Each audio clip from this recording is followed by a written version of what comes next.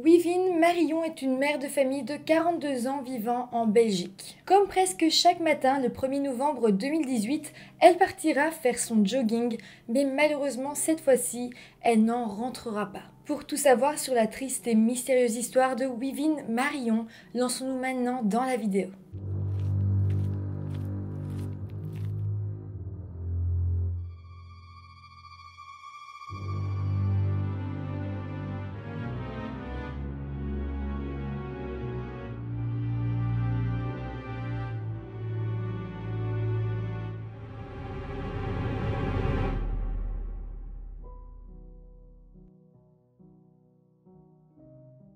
Hello tout le monde, j'espère que vous allez bien. On se retrouve aujourd'hui avec une histoire belge qui date de 2018, donc qui est quand même relativement récente. Pourquoi j'en parle? Parce qu'en fait, c'est une histoire qui reste quand même un petit peu en suspens. Vous verrez à la fin, bien qu'elle soit résolue et qu'il y a eu un jugement. Mais voilà, il reste quelques zones de flou et je pense que c'est important qu'on puisse en parler pour savoir ce qui s'est passé, de vous faire passer l'info et savoir aussi qu'une famille même après un jugement, peut rester quand même dans le flou. Nous sommes le 1er novembre 2018 en Belgique, à Bonnin, une section de la ville de Namur.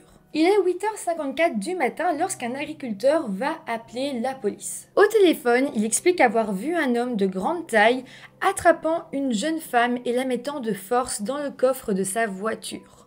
Selon lui, la jeune femme criait « maman » à plusieurs reprises. Évidemment, la police va être extrêmement choquée par ce témoignage et arrivera chez le fermier quelques minutes plus tard. L'agriculteur va alors préciser chaque détail du suspect, de sa voiture aux policiers et directement après, la police enverra plusieurs patrouilles aux alentours de Namur pour essayer de retrouver la voiture. Et la bonne nouvelle, ça marchera et assez rapidement d'ailleurs. À 9h15 du matin, une équipe de police va alors croiser le véhicule suspect juste à la sortie de Bonnin.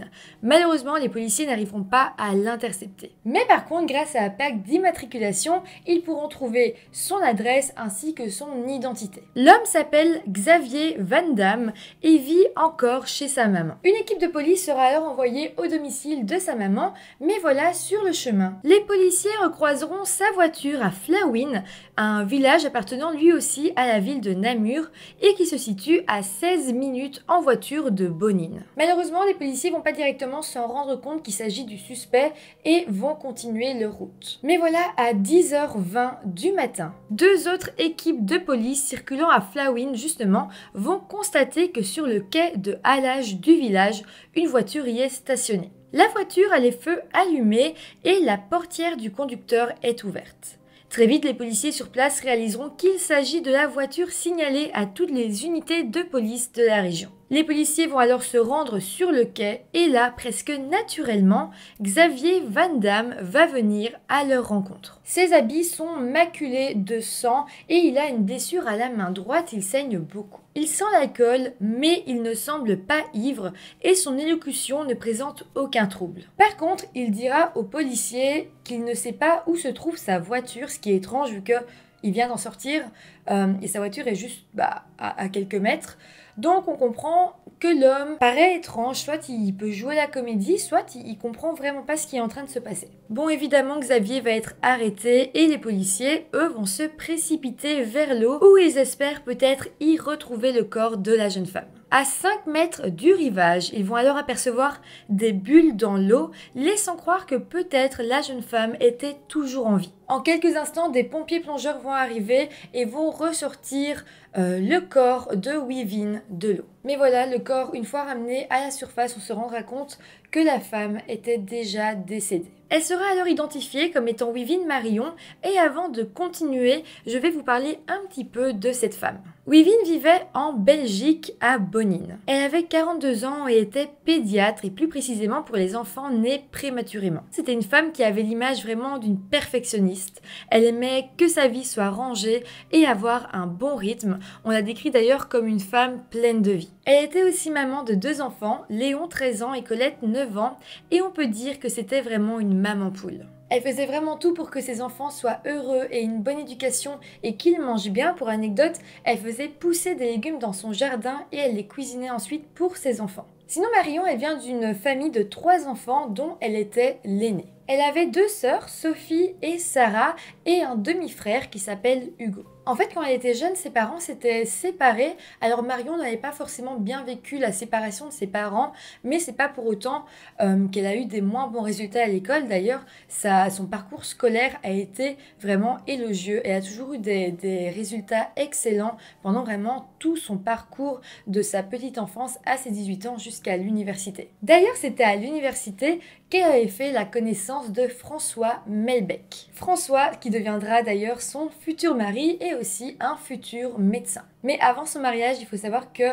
Wivine avait terminé ses études à Lausanne en Suisse pour essayer d'avoir le meilleur parcours scolaire possible. Donc voilà, on peut se rendre compte que le mot perfectionniste lui va très bien. Et donc après ça, Wivine s'était mariée et en fait en 2018, ça faisait 21 ans déjà qu'elle était avec son mari. D'ailleurs, quand on demande à François de parler de sa femme, il explique que Wivine l'appelait toujours Lou, donc comme surnom un peu affectif. Il dira aussi que c'était une mère aimante, sportive, elle était accro au shopping, elle était passionnée de mode et aussi elle faisait beaucoup de couture. D'ailleurs, François dira qu'un petit peu avant 2018, Wivine avait décidé de confectionner ses propres vêtements et même de les vendre. Professionnellement, elle avait commencé à travailler au centre hospitalier de Namur, où elle exerçait donc son métier de pédiatre avec les enfants prématurés. Tout le monde la respectait beaucoup pour son travail et Wivine s'épanouissait beaucoup, bien qu'une partie de son travail lui faisait beaucoup de mal psychologiquement. En fait, comme elle travaillait avec des enfants nés prématurément, tous les enfants ne survivent pas spécialement et donc la partie compliquée de son travail, c'était d'annoncer la mort d'un enfant à la famille. C'était vraiment quelque chose qui lui faisait énormément de mal. Mais bon, elle aimait tellement son métier que voilà, elle arrivait à surmonter ça, mais difficilement. On sait donc que le 1er novembre 2018, jour du crime, Marion était partie faire son jogging. Il était 7h50 du matin et Marion était partie courir, ce qu'elle fait plus ou moins 3 jours par semaine. Mais voilà, vous vous en doutez, cette fois-ci, elle ne rentrera jamais chez elle. Mais voilà, pour en revenir un petit peu à l'enquête, une fois le corps identifié, il sera envoyé au médecin légiste. Assez vite, les rapports tomberont et ils seront vraiment glaçants. En fait, on va déjà apprendre que Wivine n'est pas décédée en se noyant, mais qu'elle avait été tuée juste avant. On remarquera en fait plusieurs fractures sur son visage. Vraiment, son visage était extrêmement boursouflé, beaucoup d'os était cassé. Et aussi, on va remarquer qu'elle a une très grosse marque de strangulation et une strangulation qui paraissait vraiment très violente, presque barbare. En fait, la conclusion sera que Wivine a tout simplement été tabassée à mort. En plus, les rapports du légiste diront que Wivine a été victime d'agressions sexuelles. Mais voilà, en plus de ça, rappelons-nous que Xavier a été arrêté et les analyses ADN sur la victime vont prouver qu'il est bel et bien coupable du meurtre. Les policiers tenteront alors d'interroger Xavier pour lui demander qu'est-ce qui s'est passé, pourquoi est-ce qu'il a fait ça, mais Xavier dira toujours ne se souvenir de rien. Bon, sinon, avant de continuer dans l'enquête, je vais vous présenter un petit peu Xavier, vous parler de cet homme, de sa vie et de comment les gens le percevaient. Xavier Van Damme est donc un homme de 31 ans vivant dans la région de Namur. Il est décrit parfois comme un chasseur considérant la femme comme un animal et parfois seulement comme un gentil fêtard. C'est vrai que Xavier était connu comme faisant beaucoup la fête, mais malgré tout, il avait une petite amie qui s'appelle Laura et avec qui ça semblait bien se passer malgré tout. Mais voilà, on sait ici qu'il ne faut pas se fier aux apparences, ça semblait bien se passer entre eux, mais ce n'était pas vraiment le cas. Xavier en fait était un grand infidèle, en plus de ça il mentait beaucoup et pouvait même être colérique. D'ailleurs, il jouait beaucoup au football et ses coéquipiers disaient de lui qu'il pouvait être très colérique aussi sur le terrain. D'ailleurs, entre 2007 et 2011, il avait été interdit de jouer au football à cause de son comportement. Pourtant, vous allez voir que à la base, rien semblait prédestiner Xavier à faire ce genre d'acte. En fait, il a eu une famille très aimante. Petit, il vivait avec sa maman et sa maman lui donnait beaucoup d'amour ainsi que ses grands-parents maternels dont il était très proche. Alors Xavier avait grandi sans son père. C'est vrai que peut-être ça lui faisait un manque, mais bon, il avait quand même une famille qui l'aimait beaucoup, qui le protégeait.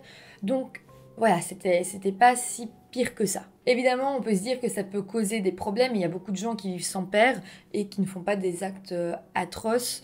Donc voilà, surtout qu'il a toujours eu un parcours scolaire très stable, même un très bon parcours scolaire, et il était même très apprécié de ses professeurs. En fait, en cours, il paraissait calme, il était gentil, il défiait pas du tout l'autorité, et même à la maison, c'était un gentil garçon, on sentait que vraiment, il ne manquait de rien. Après le secondaire, il avait entrepris une formation en section boucherie, ça lui avait pas spécialement plu, donc il était parti vers l'hôtellerie et après ça, il avait essayé une formation en tant que maçon. Mais bon, c'est à ce moment-là que ça se complique un petit peu dans sa vie parce que sa vie professionnelle va être assez chaotique. Alors d'abord, Xavier a travaillé comme livreur chez Pizza Hut. Après ça, il a quitté l'entreprise et il a travaillé dans le bâtiment. Et puis ses grands-parents ont été vivre en Espagne et Xavier s'est dit eh ben je vais les suivre, je vais aller vivre en Espagne avec eux et sans doute que là-bas je vais trouver beaucoup plus de travail. Donc il s'est rendu en Espagne, il a cherché du travail, il n'a rien trouvé et il est rentré vivre en Belgique chez sa maman. Donc quand il est revenu en 2012, il a réfléchi à quoi faire et là, il s'est dit qu'il allait se lancer dans l'armée, dans la défense. Il a d'abord commencé dans la ville d'Arlon, puis il a été caserné dans la ville de Spa, puis dans la ville de Marche. Mais voilà, peu de temps après, le 18 novembre 2012, eh bien Xavier va commettre son tout premier délit. En fait, il va rentrer par effraction chez ses voisins, alors que le père de famille était parti, il n'y avait que la mère et les enfants à la maison. Il est rentré, il est tombé face à la mère et il y a eu des coups quand même qui ont été donnés et après ça, eh bien la mère a téléphoné à la police et évidemment Xavier s'est fait prendre. Xavier va donc être arrêté et la police viendra fouiller son domicile et à l'intérieur ils retrouveront des substances illicites et Xavier en fait dira qu'il vendait de la marijuana. Suite à tout ça, les policiers le condamneront alors à du travail d'intérêt général. Mais bon, suite à cette condamnation, la défense, l'armée l'a mis dehors et donc il s'est retrouvé un petit peu sans rien. Il va alors s'inscrire au CPAS pour recevoir des aides financières car il ne retrouvait pas de travail. Donc voilà, en 2018, donc au moment des faits, Xavier vivait chez sa maman, il ne travaillait pas et touchait les aides du CPAS. Bon, maintenant qu'on en connaît un petit peu plus sur lui, retournons à l'enquête. En fait, Xavier gardera la même version en disant qu'il ne se souvient de rien à partir de 6 h du matin, heure à laquelle il serait parti d'une fête. Xavier sera alors vu par des psychiatres, plusieurs psychiatres, et chacun d'eux dira que son amnésie, ils y croient pas vraiment, qu'elle paraît quand même super suspecte. Suite à ça, les policiers essayeront tout de même de comprendre ce qui s'est passé grâce à d'autres choses comme par exemple le téléphone de Xavier, les caméras de surveillance et même la montre connectée de la victime. On sait donc qu'à 5h45 du matin, Xavier se trouvait à la ferme Méguénioul à Meux et Xavier s'y trouvait en fait pour faire la fête avec ses amis car la ferme abritait des soirées appelées les Folies Namuroises. Il serait ensuite parti de la fête et aurait pris la voiture pour se rendre dans la ville de Lives-sur-Meuse, donc à 15 minutes en voiture de là où il se trouvait. Là-bas, il décidera de se rendre dans un bar à hôtesse appelé la Libertine. Il y rentrera à 7h39 et il y ressortira à 8h03 du matin. À ce moment-là, Marion avait commencé son jogging depuis déjà 10 minutes. Donc à 8h03 du matin, Xavier reprend la voiture pour se rendre en direction en tout cas du centre de la ville de Namur et une minute plus tard, à 8h04 du matin, il sera flashé pour excès de vitesse. Mais à 8h13 du matin, Xavier est arrivé à Bouges et c'est à ce moment-là précis qu'il va croiser le chemin de Marion sur la route qui s'appelle la chaussée de Louvain. Mais bon, pour le moment, il ne se passera rien. Alors, je vous précise quand même que Marion habite Bonine, que là, c'était à Bouges qu'il l'a vu, mais en fait, c'est deux petits villages l'un à côté de l'autre, et en fait, comme elle habitait à la frontière, elle pouvait se retrouver à Bouges et à Bonine très facilement. Alors, quelques minutes plus tard, Marion va changer de rue, et on sait qu'à ce moment-là, elle va recroiser le chemin de Xavier, mais encore une fois, il ne se passera rien. Par contre, on se rend compte qu'après ça, les déplacements de Xavier sont étranges. En fait, il va effectuer 3 passages dans la rue de Fernelmont. Donc c'est étrange, pourquoi passer 3 fois dans la même rue? Voilà, c'est bizarre. Mais si on en croit la montre connectée de Marion, sa course se serait arrêtée à 8h46 chemin des Tombes alors qu'elle était en chemin pour rentrer chez elle. Donc on pense que c'est à ce moment-là que Xavier aurait décidé de la kidnapper. Après la suite, on la connaît, vers 8h54 du matin, un agriculteur verra l'homme mettre Marion dans le coffre de sa voiture et appellera la police. Par contre, l'agriculteur habitait à quelques rues quand même du chemin des tombes. Bon, c'était pas extrêmement loin, mais c'était pas proche non plus. Donc on peut imaginer que Xavier a traîné Wivine sur quelques centaines de mètres. Bon, le procès s'ouvrira alors en octobre 2021 et quelques jours plus tard, après 3 heures de délibération, Xavier sera reconnu coupable et condamné à la prison à perpétuité avec une peine de sûreté de 15 ans. On peut se rendre compte que ce fut un véritable soulagement pour la famille de Wivine. D'ailleurs, la maman de Wivine, qui s'appelle Danielle, parlera de la peine au journaliste et dira « Elle est dure mais méritée. Ce qu'il a fait à ma fille, c'est affreux. Il faut bien se rendre compte de ce qu'elle a enduré, toute la souffrance et les conséquences que ça implique. Des familles brisées, des vies éteintes. C'était un rayon de soleil. C'est une peine exemplaire pour une petite femme exceptionnelle. Wivine, par sa mort, empêche d'autres décès comme cela d'avoir lieu. J'ai un pouvoir de résilience. Je n'ai pas le droit de me laisser aller. J'ai mes 2 autres filles et 5 petits-enfants. Je dois donner de l'amour, m'occuper des autres, et c'est ça qui me tient debout. La vie continue. Mais bon, comme je le disais, il faut quand même savoir qu'il y a beaucoup de zones d'ombre dans ce procès. Comme je l'ai dit, on a quand même, grâce aux caméras, grâce au téléphone, peut-être une petite chronologie de comment ils sont croisés, à partir de quand ils se sont vus. On sait que c'était effectivement lui qui a mis Wivine dans l'eau parce que la police l'a surpris sur le fait.